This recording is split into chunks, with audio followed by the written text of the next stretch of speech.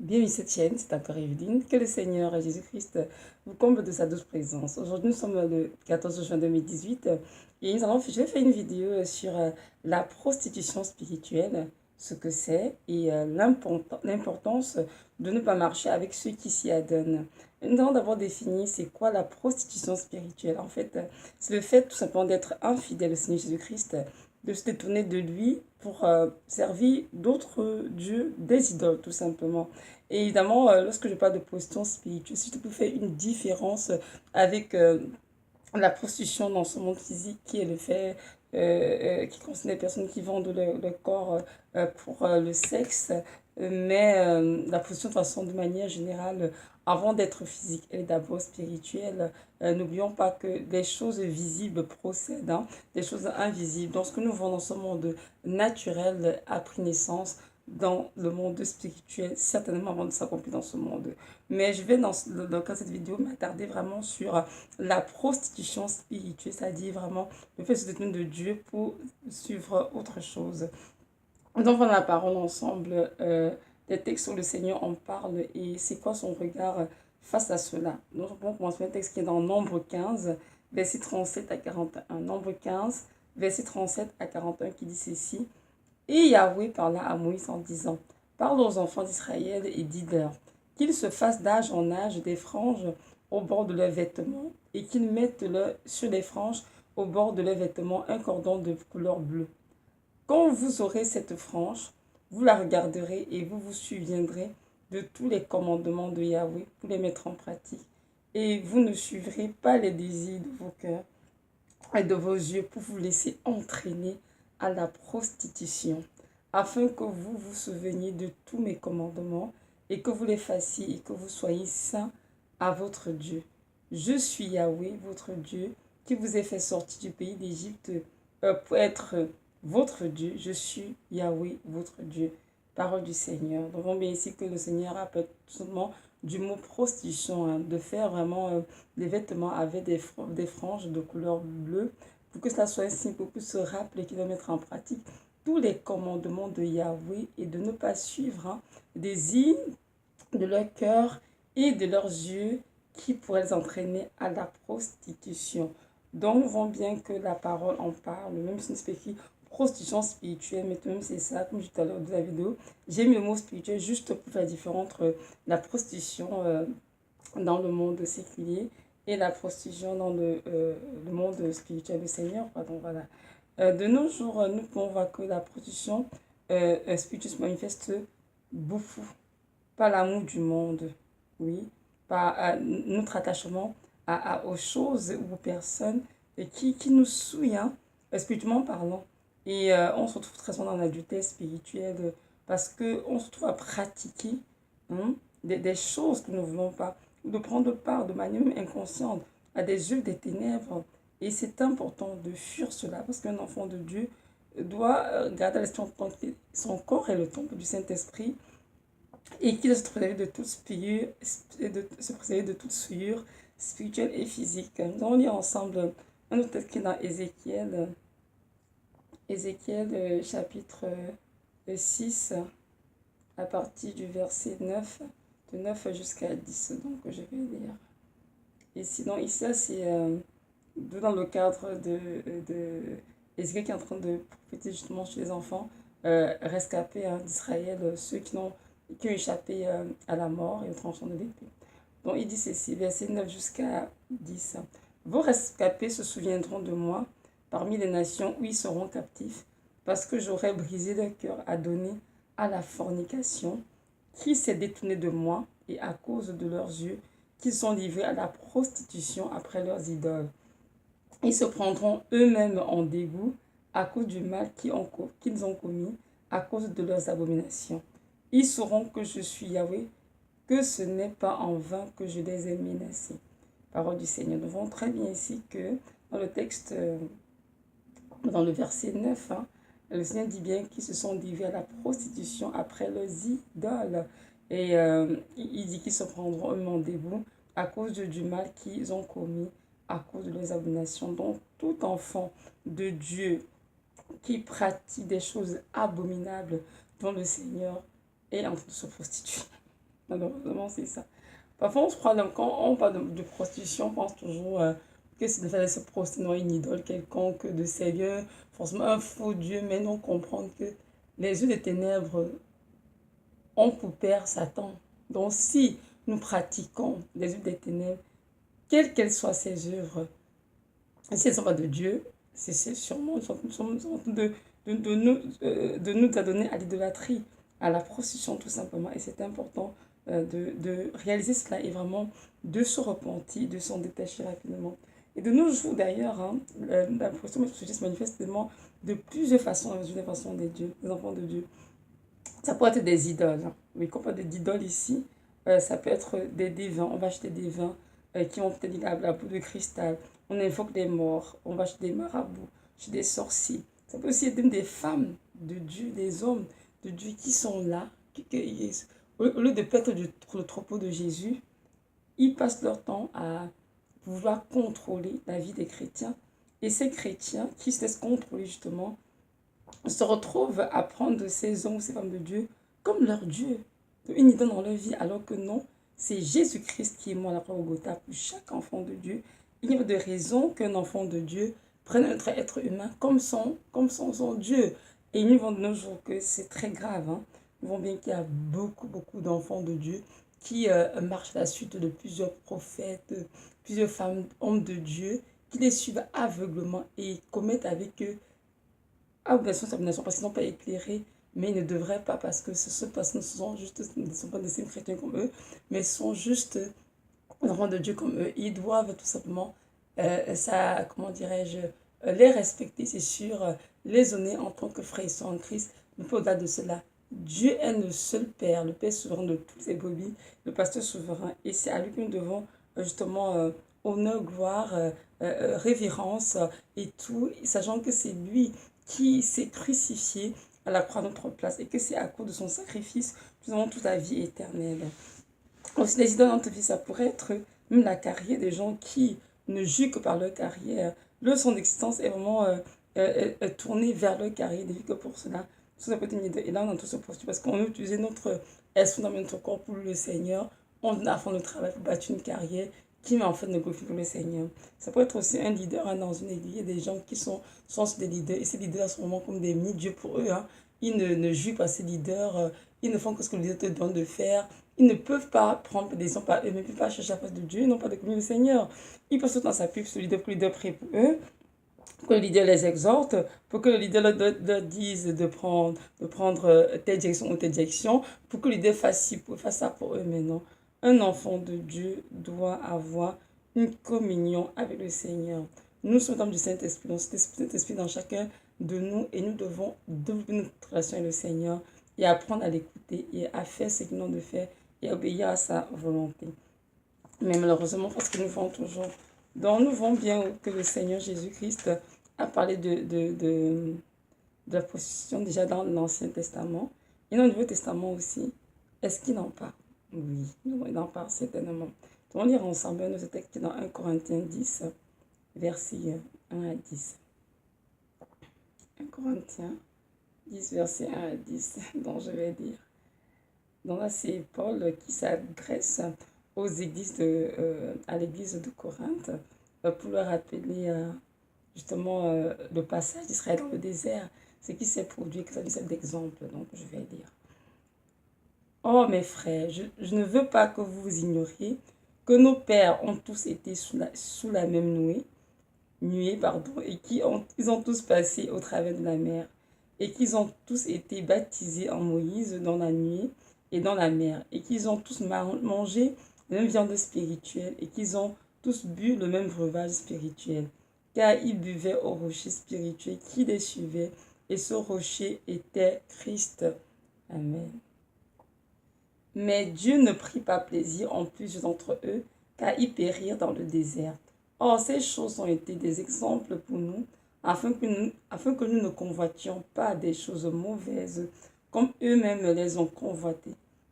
Ne devenez pas idolâtres comme quelques-uns d'entre eux, selon qu'il est écrit, le peuple s'assit pour manger et pour boire, puis ils se levèrent pour jouer. Ne nous prostituons pas comme quelques-uns d'entre eux, se prostituèrent, de sorte qu'il en tomba 23 000 en un jour. Ne tentons pas Christ, comme quelques-uns d'entre eux le tentèrent et furent détruits par les serpents. Ne murmurez pas, comme quelques-uns d'entre eux murmurèrent et périrent par le destructeur.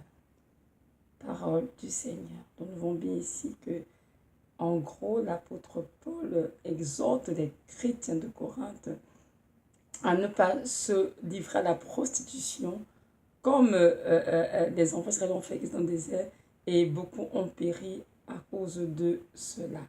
Il nous exhorte au verset 7, ne devenez pas idolâtres, hein, comme quelques-uns étaient, étaient idolâtres justement. Les enfants d'Israël ont été tous baptisés en Moïse, c'est écrit, et ils ont eu tous la même nourriture spirituelle, même breuvage spirituel. Mais on dit que beaucoup ont péri dans le désert, car Dieu ne prit pas plaisir en eux. Il en est de même pour les gens de Dieu de ce siècle. Nous avons tous reçu Jésus dans nos vies comme notre Sauveur et Seigneur. Nous avons tous, part à la nourriture spirituelle qui est Jésus-Christ, de pain quotidien. La parole de vie, c'est Jésus-Christ, c'est tout. Nous avons tous communié le Seigneur et il a versé son sang pour chacun d'entre nous à la croix de Golgotha. Laissez ne prend pas plaisir en plusieurs d'entre nous. Pourquoi? Parce que leurs œuvres ne réjouissent pas le cœur de Dieu. Comme il est dit au verset 6, ne convoitons pas les mauvaises choses. Amen. Et au verset 6, il dit, or ces choses ont été des exemples pour nous, afin que nous ne convoitions pas des choses mauvaises. Dieu nous appelle ici à ne pas convoiter les mauvaises choses. Donc tout ce qui est dans le monde qui est mauvais, il ne faut pas convoiter cela. Il a dit aussi, verset 7, ne devez pas des idolâtres, pour que les uns d'entre eux, nous ne devons pas être idolâtres, ni envers les choses de ce monde, ni avec personne. Nous ne devons pas être des idolâtres qui font ça. Et il dit au verset 8, ne nous prostituons pas comme quelques-uns d'entre eux se prostituèrent. Donc, Dieu nous appelle à ne pas nous prostituer, à ne pas nous détourner de lui pour aller nous attacher aux idoles, qui peuvent être des choses, des personnes ou des fous, Dieu, peu importe ce que c'est. En tout cas, tout ce qui prend la place de notre vie est une idole. Il nous exhorte au verset 9 justement, ne tentons pas le Seigneur, demeurons fidèles à Dieu en choisissant de toujours obéir à sa parole et de faire ce qu'il attend de nous. C'est vraiment très important. Je vois des chrétiens qui vont à l'église le dimanche, qui lisent la Bible quelques fois par semaine, mais qui, malgré tout cela, vont quand même dans le lieu secret pratiquer des choses abominables qui attristent le Saint-Esprit. Franchement, c'est ça rien de faire cette chose, parce que Dieu nous voit. Même si on joue un rôle dans l'église, on porte des masques, mais Dieu qui a créé l'œil et qui a planté nos oreilles, il voit tout dans ton tout. Il sait très bien quelles sont les vies secrètes de tous ces enfants. Et ce sont ces vies secrètes-là qui vont nous juger à la fin des temps. Donc c'est important vraiment, frères et sœurs, de ne pas se livrer à la prostitution ou bien de prendre part à des choses abominables que le Seigneur reprouve. C'est important vraiment de demeurer dans la sanctification, d'être vraiment porté à faire les choses qui honorent et qui glorifient le Seigneur. Et dans ce parole, Dieu était clair dessus, nous enseigner vraiment de long en large quelles sont les œuvres qui le glorifient et quelles sont les œuvres des ténèbres. Donc c'est à nous vraiment de choisir la vie et non la mort, de choisir vraiment de vivre pour Christ et de pratiquer quelque chose qui réjouit son cœur et de fuir vraiment avec beaucoup d'empressement tout ce qui est du monde des ténèbres. Sachant que l'écrit dans la parole, de ne pas prendre part aux œuvres des ténèbres, de les condamner. Amen. Donc c'est important que nous puissions vraiment condamner les œuvres des ténèbres, ne pas prendre part à cela. Et nous devons aussi être conscients que le fait de fréquenter des frères ou des sœurs qui se livrent à la pression spirituelle, on finit par se contaminer sans s'en rendre compte. Et c'est important de réaliser cela parce qu'on se dit, mais non, j'ai rien fait de mauvais. Mais on fait rien de mauvais, mais si on passe notre temps avec des personnes qui s'adonnent à ce genre de choses, malheureusement, on sera aussi infecté. On lit d'ailleurs justement un texte qui en parle dans 1 Corinthiens 5, versets 9 à 13. 1 Corinthiens 5, versets 9 à 13 qui dit ceci. Je vais lire. Je vous ai écrit dans ma lettre de ne pas vous mêler avec les fornicateurs, mais non pas d'une manière absolue avec les fornicateurs de ce monde, ou avec les cupides, ou les ravisseurs, ou les idolâtres, Autrement, il vous faudrait sortir du monde. Or, maintenant, ce que je vous ai écrit, c'est de ne pas vous mêler avec quelqu'un qui se nomme frère s'il est fornicateur, ou cupide, ou idolâtre, ou médisant, ou ivrogne, ou ravisseur, de ne pas même pas manger avec un tel homme. En effet, qu'ai-je à juger ceux du dehors? N'est-ce pas ceux du dedans que vous avez à juger?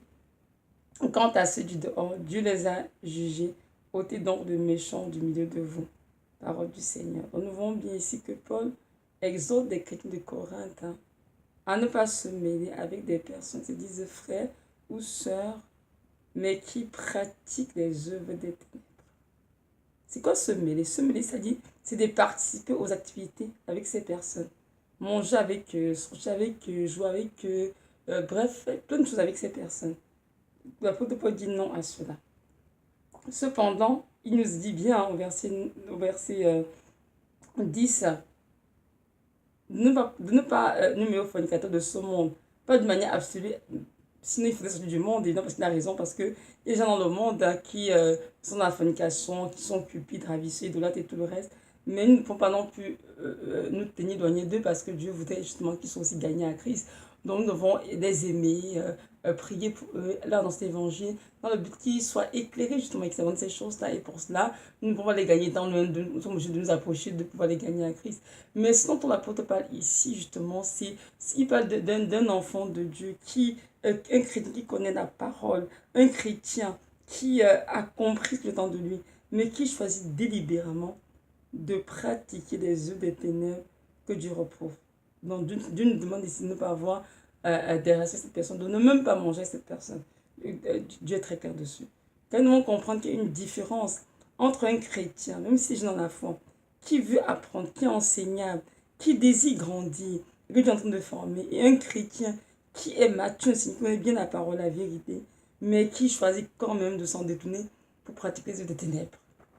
Il y a une très grande différence entre ces deux groupes de chrétiens. Et c'est vraiment important que chaque enfant de soit capable de faire la différence. Parce que même si nous pratiquons des ténèbres, le fait de marcher avec ceux qui les pratiquent nous souille. Et fait de nous aussi que nous ne vivions pas des prostituées par inférence. Donc c'est ça. Dans ma propre vie, j'ai eu, avant d'être deux groupes de chrétiens, j'ai eu à travailler avec des chrétiens qui demandaient des jeunes chrétiens dans la foi, qui avaient soif, que Dieu est en train de faire en neutre, justement enseignable. Et Dieu a permis que personne soit vraiment établi et qu'on puisse vraiment les aider avec un suivi pour grandir le Seigneur. Mais des personnes avec lesquelles j'ai marché à un moment donné de ma vie, Dieu m'a dit non, tu t'arrêtes de marcher avec telle soeur, tel frère. Pourquoi Seigneur? Non. Il me dit parce que cette personne se dit chrétien, mais ça se donne à tel genre d'œuvre que je n'approuve pas. Je l'ai repris maintes fois, mais la personne continue. Donc je veux que tu arrêtes cette relation, autrement tu seras vraiment infecté. Et voyez-vous, j'ai dû obéir en fait, de couper cette relation parce que Dieu demandait d'arrêter ces relations-là. Donc nous devons comprendre que Dieu est un Dieu puissant, un Dieu merveilleux qui voit tout, qui sait tout et il sait exactement ce que nous faisons. Il sait exactement ce que nous avons le secret. Rien n'est caché, tout est devant lui. Lui sait très bien qu'un chrétien est en train de vouloir apprendre parce qu'il fait il n'a dans un péché parce qu'il a de la difficulté à s'en sortir. Et aussi une différence entre un chrétien qui a connu la vérité mais qui continue quand même de faire des choses qui attristent le cœur du Seigneur. Nous devons comprendre que nous devons fuir la prostitution, qu'elle soit spirituelle, que ça me faisait dans tous les cas, il faut fuir cela. Et ne pas nous mêler à ceux qui s'y adonnent, car cela attriste énormément le cœur de notre Seigneur. Et en plus de cela, ces relations nous souillent. Nous sommes dans les temps de la fin. Tous les signes sont visibles. Hein. Le Seigneur Jésus revient bientôt. C'est une église sans tache, une épouse qui s'est préparée. Dans ce temps vraiment de fuir toutes les abominations devant nous et de vraiment chercher le Seigneur, de nous repentir de nos œuvres ténébreuses et de nous assurer que nos robes sont prêtes pour les noces qui ont été invités par le Seigneur. Notre Dieu est un Dieu bon, un Dieu puissant, un Dieu qui est très tendre, très doux. Et nous devons comprendre aussi que ce Dieu s'attend vraiment à voir des femmes et des hommes qui l'aiment avec des cœurs sincères. Des hommes qui sont soumis à lui totalement et qui n'ont rien à voir avec les œuvres des ténèbres. Jacques 4, verset 4 dit ceci. Hommes et femmes adultères, ne savez-vous pas que l'amitié du monde est une amitié contre Dieu? Celui donc qui veut être ami du monde se rend ennemi de Dieu. Waouh, waouh. On bien ici que dans l'adultère spirituel, c'est quoi? C'est quoi l'adultère, la prostitution? C'est tout simplement d'être ami du monde. Et on dit que l'amour du monde est inimitié contre Dieu. Donc si on veut faire partie de ceux qui seront enlevés, nous devons être ennemis du monde et être amis de Dieu. Donc c'est important, frères et sœurs dans la foi, que chacun vraiment fasse une introspection afin de voir si véritablement on marche dans la voie de Dieu, si on est vraiment connecté au Seigneur, si est-ce que nous marchons à des relations qui glorifient le Seigneur ou est-ce que nous nous adonnons à des pratiques que Dieu n'approuve pas, même si nous marchons avec ceux qui s'y adonnent. C'est le temps vraiment de laisser le Saint-Esprit vraiment passer là-dedans et nous aider à nous repentir s'il y a lieu et d'abandonner toutes ces choses parce que l'épouse de Christ est une épouse qui marche dans la pureté, dans la sainteté, une épouse qui n'attriste pas le cœur de son Dieu, une épouse qui a beaucoup d'affection pour son Dieu et qui tous les jours l'honore dans toutes ses œuvres. Donc voilà, c'est ça. Avant de quitter un dernier texte dans la parole toujours, un texte que je sais qui est vraiment très très poignant et c'est un texte vraiment qui parle beaucoup aux enfants de Dieu et c'était un peu pour nous aider. Donc je vais lire ce Psaume 15. Le titre c'est l'homme que Yahweh agrée. Dans le Psaume de David, ô Yahweh, qui séjournera dans ta tente, qui habitera sur la montagne de ta sainteté? C'est celui qui marche dans l'intégrité, qui fait ce qui est juste et qui profère la vérité telle qu'elle est dans son cœur, qui ne calomnie pas avec sa langue, qui ne fait pas de mal à son ami et qui ne diffame pas son prochain, qui regarde avec dédain celui qui est méprisable, mais qui honore ceux qui craignent l'Éternel, qui ne se rétracte pas s'il fait un serment à son préjudice, qui ne prête pas son argent à intérêt et qui n'accepte pas de présent contre l'innocent. Celui qui fait ces choses ne sera jamais ébranlé. Le Seigneur nous décrit l'homme que Dieu admettra dans sa présence.